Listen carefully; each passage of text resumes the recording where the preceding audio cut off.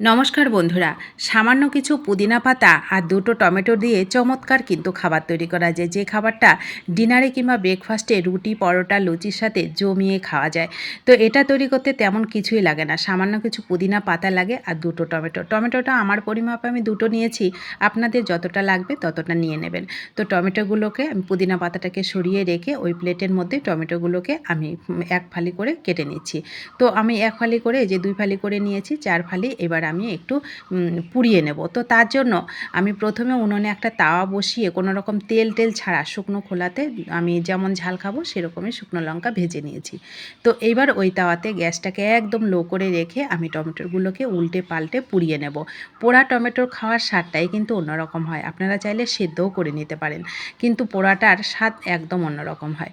তো আমি গ্যাসটাকে একদম লো করে রেখে উল্টে পাল্টে এটাকে সুন্দর করে পুড়িয়ে নিয়েছি। টমেটোটা যেন সেদ্ধ হয় সেটা অবশ্যই খেয়াল করবেন। তো দেখুন আমি টমেটোটাকে সেদ্ধ করা পর্যন্ত এটাকে সুন্দর করে উল্টে পাল্টে বারবার উল্টে পাল্টে দিয়েছি, চাইলে আপনারা একটু ঢেকেও দিতে পারেন, সেক্ষেত্রে তাড়াতাড়ি সেদ্ধটা হয়ে যাবে। তো এইবার আমার পোড়ানো হয়ে গেলে এটাকে আমি ঠান্ডা করে নিয়েছি, ঠান্ডা করে মিক্সি জারে নিয়ে নেব। মিক্সি জারে নিয়ে এটাকে আমি পেস্ট করে নেব। তো পেস্ট করার আগে এই যে টমেটোর যে খোসাটা আছে এটাকে তুলে দেবো। এই খোসাটা কিন্তু পেস্টও হয় না ভালো, এটা কিন্তু মুখে লাগে, খেতেও ভালো লাগে না। তো এই খোসাটা অবশ্যই তুলে দেবেন।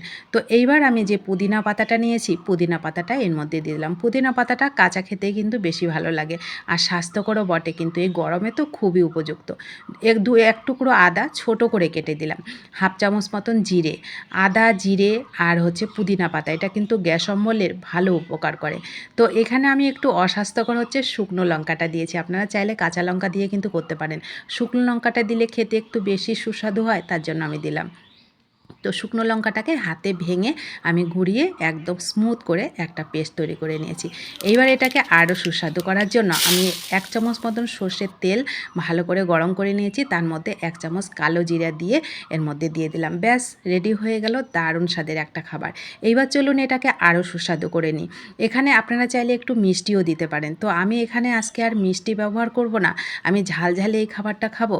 তো এর জন্য এর মধ্যে আরও চটপটা করার জন্য একটু লেবু রস দিয়েছি। লেবু রসটা দিলে খুব সুন্দর চটপটা হয়, খেতে এতটা মজার হয় বন্ধুরা, আপনারা না খেলে বুঝতেই পারবেন না।